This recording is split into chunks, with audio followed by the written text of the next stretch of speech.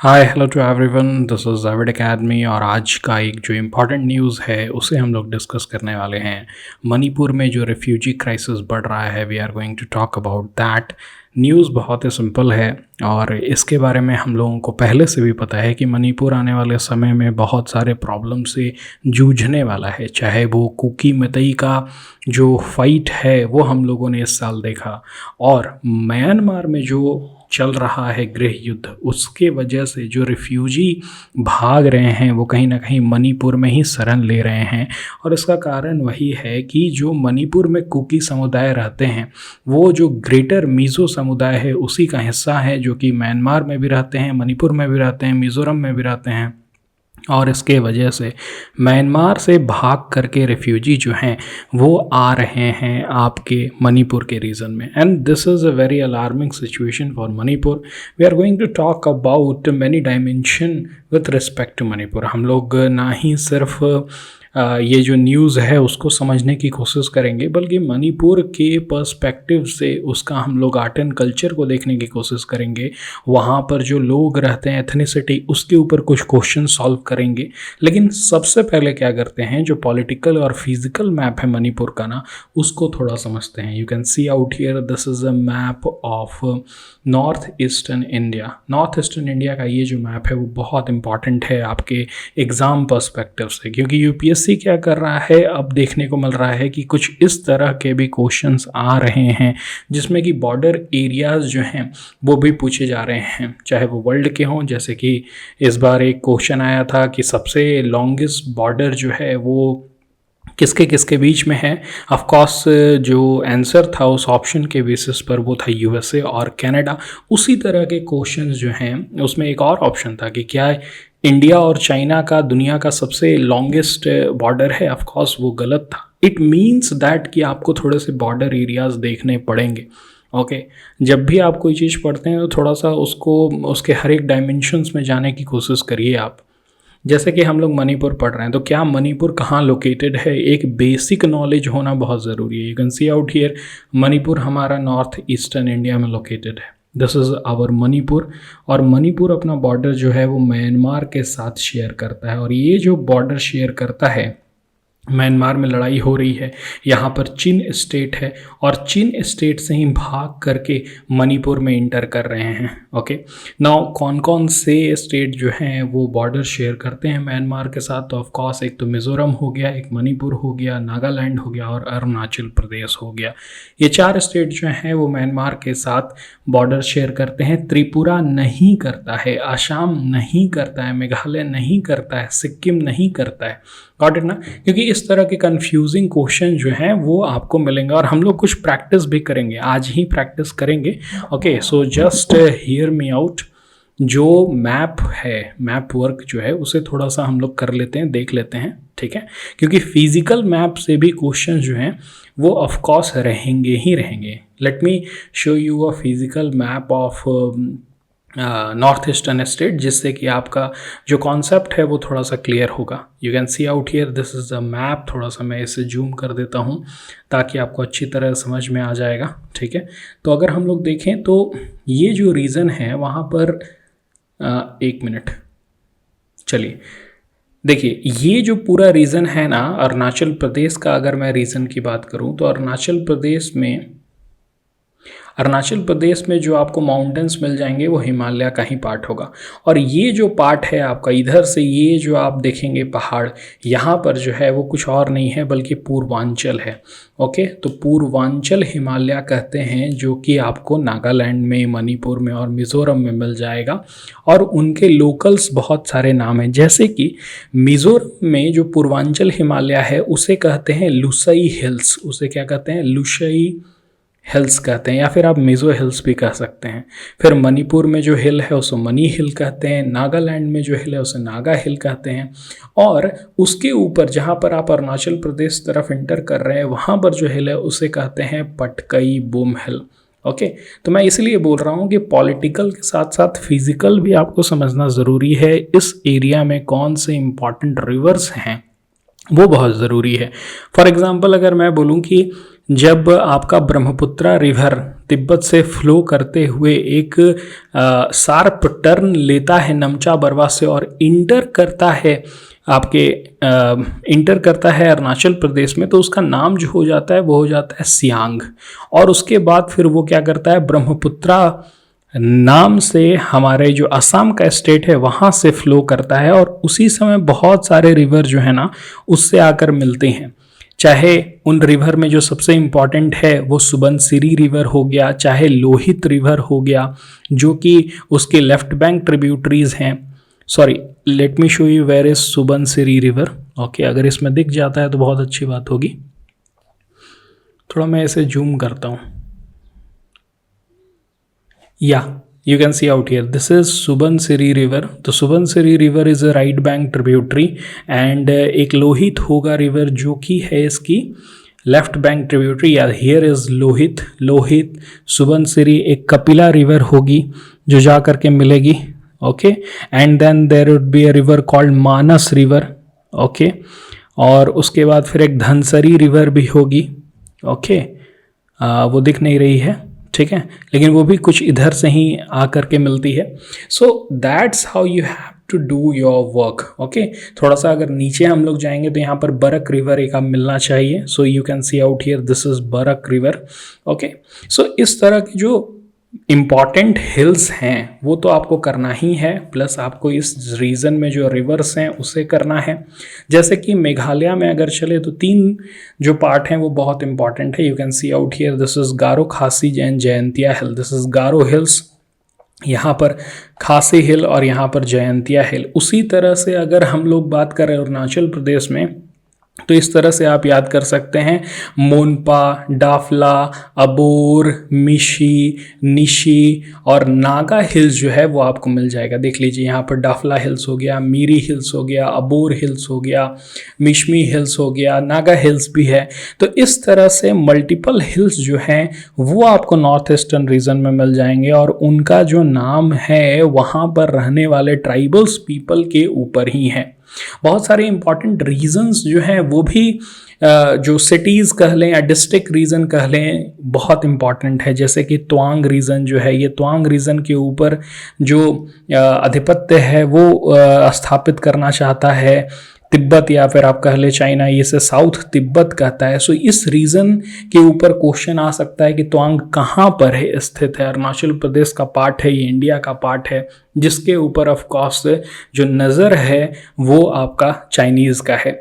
सो और कुछ important point की अगर बात करें तो मणिपुर की ही बात कर लेते हैं। मणिपुर का जो आप समझ सकते हैं कि चारों तरफ से वो हिल्स से आपका सराउंडेड है और बीच का जो रीजन है जहाँ पर आपका इम्फाल, आप देख सकते हैं कि इम्फाल का जो रीजन है वो एकदम मिडिल में लोकेटेड है। और ये जो रीजन है वो वैली का रीजन है जहाँ पर मेतई कम्युनिटी जो है वो रहती हैं और सराउंडेड एरिया जो हिली एरिया है वहाँ पर कुकी समुदाय रहते हैं। और यही दोनों के बीच में जो है वो फाइट अभी चल रहा था। तो ये तो हो गया यहाँ पर जो एथनिक प्रॉब्लम है जिसके वजह से मणिपुर में टर्मोइल देखने को मिला। अपार्ट फ्रॉम दैट यहाँ से इन्वायरमेंट के भी क्वेश्चन यूपीएससी ने पहले पूछा हुआ है। जैसे कि मणिपुर का जो स्टेट एनिमल है वो है संगाई डियर। ओके, और वो रहता है कौन से लेक में, उसका नाम है लोकटक लेक। तो Loktak lake is important, Loktak lake से क्वेश्चन आए हैं यूपीएससी में। That's how you have to complete. सिर्फ और सिर्फ आप ज्योग्राफी नहीं, आपको एनवायरनमेंट में भी इंटर करना पड़ेगा। मैतई और कुकी का जो प्रॉब्लम है वो रिजर्वेशन बेस्ड प्रॉब्लम था जिसके वजह से इन दोनों के बीच में फाइट आ गई, तो वो थोड़ा सा एक पॉलिटिकल इशू हो जाता है। ओके, आप अगर कल्चर की बात करें तो कल्चर भी इंपॉर्टेंट है। जैसे कि मणिपुर में मणिपुरी डांस जो है वो फेमस है और मणिपुरी डांस जो है वो one of the classical dance है इंडिया का। गॉट इट ना? सो दैट्स हाउ हर एक डायमेंशन में आपको मूव करना है, तब जाके वो टॉपिक जो है वो कंप्लीट होगा। कुछ क्वेश्चंस कर लेते हैं। First of all we are starting with Byju question. You can see out here क्या कह रहा है, consider the following statement about Manipuri, यानी मणिपुरी डांस के बारे में बात करें। मैंने बोला ना आर्ट एंड कल्चर भी इंपॉर्टेंट है। It is a graceful dance performed only by the women of Manipur. तो जहाँ ओनली आ जाए ना वहाँ थोड़ा सा आपको क्या होना है, सतर्क हो जाना है कि सिर्फ वुमेन ही क्यों डांस करेंगी। ठीक है। सो ये जो है वो कैंसिल हो जाएगा। It is a folk dance celebrated harvest, celebrating harvest season. No, देखिए मणिपुरी एक क्लासिकल डांस है, मैंने अभी आपको बताया, और क्लासिकल डांस जो है वो इसलिए it is a folk dance, तो इसलिए भी ये गलत होगा, ठीक है। ये इसलिए परफॉर्म किया जाता है टू शो द ड्रामा, ये कृष्ण जी के लाइफ के ऊपर परफॉर्म किया जाता है, राधा कृष्ण के ऊपर। तो आपको इसमें मेन और वुमेन दोनों ही मिल जाएंगे, और ये कोई स्पेसिफिकली फोक डांस जो हार्वेस्ट सीजन में होता है उसके लिए नहीं है। So that's why the answer of this question would be none of the above. So सही है ये, ठीक है। क्या इसका एक्सप्लेनेशन है, थोड़ा उसको देख लेते हैं। तो Manipuri dance is a classical dance form. देखिए मैंने बताया कि ये classical, one of the 8 classical dance में ये इंटर करता है।